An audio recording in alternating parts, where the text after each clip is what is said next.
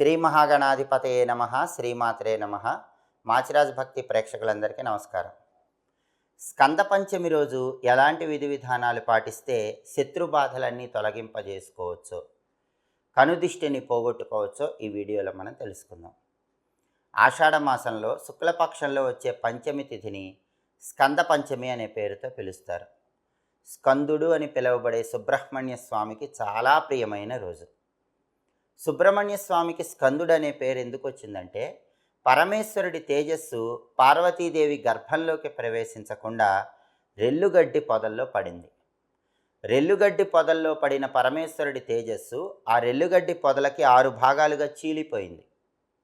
అప్పుడు 6 ముఖాలతో సుబ్రహ్మణ్య స్వామి పుట్టాడు. సంస్కృతంలో చీలిపోవటాన్ని స్కందం అంటారు. శివుడి తేజస్సు రెల్లుగడ్డి పొదలకి 6 భాగాలుగా చీలిపోయింది కాబట్టి, చీలిపోతాన్ని స్కందం అంటారు కాబట్టి సుబ్రహ్మణ్య స్వామికి స్కందుడు అనే పేరు వచ్చింది. స్కందుడు అని పిలువబడే సుబ్రహ్మణ్యుడికి చాలా ఇష్టమైన రోజు స్కంద పంచమి. ఆషాఢ శుక్ల పంచమిని స్కంద పంచమి అంటారు. కాబట్టి ఈ స్కంద పంచమి రోజు ఏం చేయాలంటే, ఇంట్లో సుబ్రహ్మణ్య స్వామిని ప్రత్యేకంగా పూజించాలి. మీ ఇంట్లో పూజా మందిరంలో పూజాపీఠం మీద ఒక ఎర్రటి వస్త్రాన్ని ఉంచండి. ఆ ఎర్రటి వస్త్రం మీద 6 ముఖాలతో ఉన్న సుబ్రహ్మణ్య స్వామి ఫోటో పెట్టండి. ఆ ఫోటో గంధం బొట్లు, కుంకుమ బొట్లు పెట్టండి. ఎర్రటి మందార పూలు తీసుకొని ఒక దండలాగా కట్టి ఆ దండ అలంకరించండి. అక్కడ వెండి ప్రమిద పెట్టి నువ్వుల నూనె పోసి 6 ఒత్తులు విడిగా వేసి దీపం పెట్టండి. ఆ తర్వాత ఎర్ర మందార పూలతో, ఎర్ర గులాబీ పూలతో ఆ సుబ్రహ్మణ్య స్వామి 6 ముఖాలున్న ఫోటోకు పూజ చేస్తూ ఓం స్కందాయ నమః అని 21 సార్లు చదువుకోండి. ఆ తర్వాత హారతి ఇచ్చి దానిమ్మ పండు గింజల్లో కొంచెం తేనె కలిపి నైవేద్యం పెట్టండి. దాని ఇంట్లో సభ్యులందరూ ప్రసాదంగా స్వీకరించండి. వీలైతే 108 సార్లు మంత్రం చదువుతూ పూజ చేస్తే చాలా మంచిది. కుదరకపోతే 54 సార్లు, అది కూడా కుదరకపోతే 21 సార్లు ఓం స్కందాయ నమః అని జపిస్తూ ఎర్రటి పూలతో పూజ చేయాలి. స్కందుడు అంటే శత్రువులను శోషింపజేసేవాడు, శత్రువులను భయపెట్టేవాడు అని అర్థం. స్కంద పంచమి రోజు స్కంద మంత్రం చదువుకుంటే శత్రువులు భయపడిపోతారు. అంటే శత్రువులు సైతం మిత్రులుగా మారిపోతారు, కనుదిష్టి తగ్గిపోతుంది.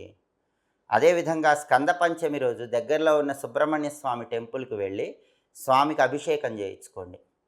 ఆవు పాలతో అభిషేకం చేయించుకుంటే చాలా మంచిది. లేదా ఎర్రటి పుష్పాలతో అర్చన చేయించుకోండి.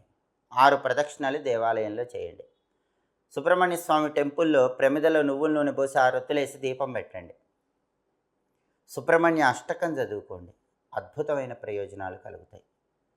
ఇలా స్కంద పంచమి రోజు ఎవరైతే సుబ్రహ్మణ్య స్వామిని పూజిస్తారో వాళ్ళు సుబ్రహ్మణ్యుడి పరిపూర్ణమైన అనుగ్రహానికి పాత్రులై శత్రుబాధలు తొలగింపజేసుకోవచ్చు, కనుదిష్టిని సులభంగా పోగొట్టుకోవచ్చు. నిత్య జీవితంలో అనేక రకాలైన కష్ట నష్టాలతో సతమతం అయిపోతున్నారా? ఆర్థిక సమస్యలతో ఇబ్బంది పడుతున్నారా? ఆరోగ్య సమస్యలతో బాధపడుతున్నారా? కుటుంబ సమస్యల్లో చిక్కుకుపోయారా? అయితే వీటన్నిటికీ చక్కటి పరిష్కార మార్గం మాచిరాజ్ భక్తి ఛానల్. మా వీడియోస్ చూడండి, అన్ని సమస్యలకి సులభమైనటువంటి పరిష్కార మార్గాలు తెలుసుకోండి.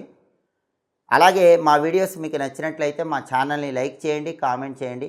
మా ఛానల్ వీడియోస్ 10 మంది మిత్రులకు షేర్ చేయండి. మా ఛానల్ని సబ్స్క్రైబ్ చేసుకోండి. పక్కనున్న బెల్ సింబల్ ఒకటి మాత్రం మర్చిపోకండి.